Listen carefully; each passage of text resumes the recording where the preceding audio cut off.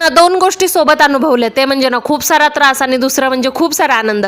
ते कसं काय, तर सकाळी सकाळी ना मस्तपैकी आंघोळ वगैरे करून ना मी झाडाची ना फुलं तोडायला घेतली होती आणि आज ना मला 2-3 प्रकारची फुलं भेटली होती. पहिले म्हणजे जास्वंदाचं, नंतर गोकर्णाचं आणि तिसरं स्वास्तिकचं. मग काय मस्त रंगीबिरंगी फुलं घेऊन ना देवाची सुंदर अशी देवपूजा करून घेतली. आता आपलं राहणं किती मॉडर्न झालं असलं ना तरी आपल्या रूढी परंपरा विसरायच्या नसतात, त्यामुळे ना देवपूजा नित्यनेमाने झालीच पाहिजे. आणि 2-3 दिवसापासून तुम्हाला म्हणत होते माझं दात दुखतोय, तर आज म्हटलं डॉक्टरकडे जाऊनच येऊया. डॉक्टरांकडे गेलो, डॉक्टर म्हणे रूट कॅनल करावं लागेल, 4-5 हजाराचा खर्च आहे. मग काय आता हे होतं दुःख.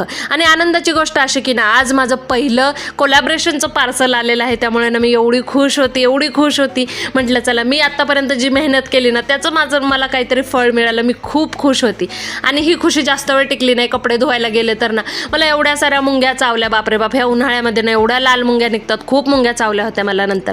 आणि उन्हाळ्यावर ना आठवलं ही गरमी. ह्या गरमीनी तर ना नको केलंय, त्यामुळे ना सारखं ह्या कूलरमध्ये पाणी भरावं लागतं आणि एकदा कूलर सुरू केलं की त्याच्यासमोर ना काही उठायचीच इच्छा होत नाही. असं वाटतं थंड हवेला असंच बसावं, पण कंटिन्यू बसून तरी कसं चालणार आहे, आपल्याला आपली घरातली कामं पण करणे. मग काय थोडी बेटूसोबत मस्ती वगैरे केली आणि म्हटलं चला आपली कामं आवरून घेऊया आणि मग थोडं कसं आराम करता येतोय. मग भांडी वगैरे किचन वगैरे क्लीन केलं. तेवढ्यात बेटू म्हणे मम्मी पप्पा तुम्ही माझ्यासोबत कॅरम खेळा ना. मग त्याच्यासोबत थोडा कॅरम खेळलो आणि ना मस्त फॅमिली टाईम स्पेंड केला. बस आजच्यासाठी एवढंच. भेटूया उद्याच्या व्हिडिओमध्ये. बा